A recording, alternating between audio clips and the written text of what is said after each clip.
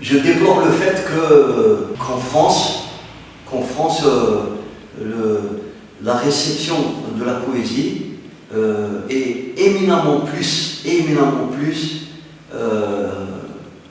pour ne pas dire à une puissance exponentielle,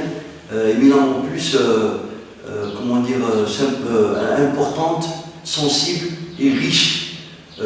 par rapport à l'Algérie. Et ce n'est pas une question de langue, parce que ici en Algérie, je veux dire, il y a, même parmi le lectorat, et pas uniquement le lectorat, mais les gens qui écrivent, les personnes qui écrivent dans la poésie en langue française ou de graphie française, comme dit Jean Sénac, au-delà des apparences de leur intérêt pour la poésie, ils ne sont pas si présents que ça dans les lectures poétiques. Il n'y a pas une émulation comme il se doit, il n'y a pas une, j'allais dire solidarité, j'allais le retirer, mais c'est effectivement une solidarité, et donc il n'y a pas une culture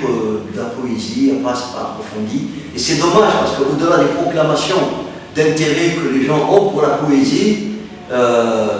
après quand on gratte, il n'y a pas grand-chose derrière, quoi. On a plus affaire à des gens, des poètes de salon, qu'à des vrais poètes avec la profondeur qui se doit, avec ce que,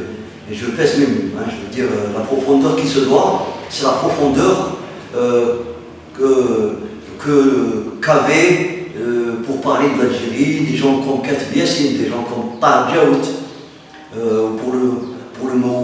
pour parler plus largement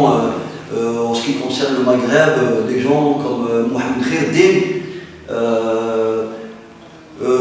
ou parler même d'arabe pour franchir les frontières de la langue,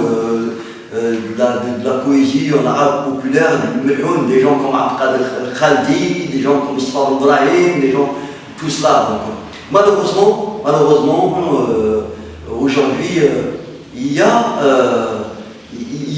existe, on ne peut pas dire qu'il n'y a pas en langue française, qu'il n'y a pas des gens en Algérie, y compris parmi les jeunes d'aujourd'hui, des gens qui écrivent, qui lisent en français. Si, il existe, c'est vrai, c'est issu des couches moyennes, c'est vrai, tout ce qu'on veut, etc. Pas que, hein. Mais même parmi ces gens-là,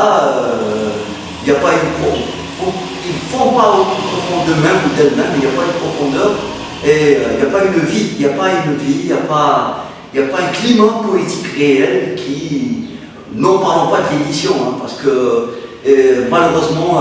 l'édition aussi, je veux dire, les éditeurs, quoi qu'on dise, malgré les difficultés financières, ne cherchent pas à éditer la poésie, parce qu'ils sont d'abord mus par des considérations commerciales. Voilà. Et donc ils ne font pas le saut, ils ne prennent pas de risques, et c'est dommage.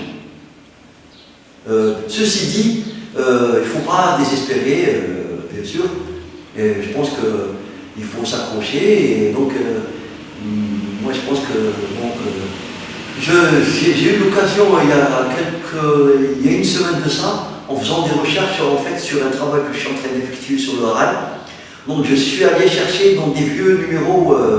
d'Algérie Actualité, un hebdomadaire qui n'existe plus malheureusement et dans lequel j'ai travaillé à partir des années 85-86, mais je suis remonté jusqu'à 79-80, et donc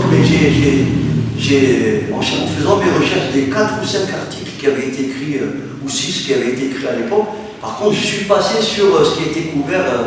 par exemple sur la surface qu'occupait la poésie,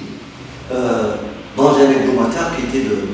bonne facture, à l'époque qui était meilleur, qui était en même temps où il y avait une relative liberté d'expression, de ton, etc. plutôt. Et donc c'est incomparable par rapport à aujourd'hui. C'est vrai que par exemple il y avait aussi des gens comme Taha Djaout qui était poète lui-même, qui s'intéressait à la poésie, mais bon, c'est pas une raison non plus. Il y a une revue poétique qui avait existé à l'époque, sans aucun moyen d'ailleurs, en toute humilité, que moi j'avais créée en 80, qui a duré quelques années. Mais voilà, donc avec infiniment moins de conditions matérielles et même de conditions d'expression par rapport à aujourd'hui, il y avait une vie poétique qui paradoxalement devrait exister 10 fois plus aujourd'hui, mais qui n'existe pas. Et je dis ça pour je veux dire, secouer un peu le cocotier pour que ça puisse venir. Il ne suffit pas de beaucoup pour que ça revienne.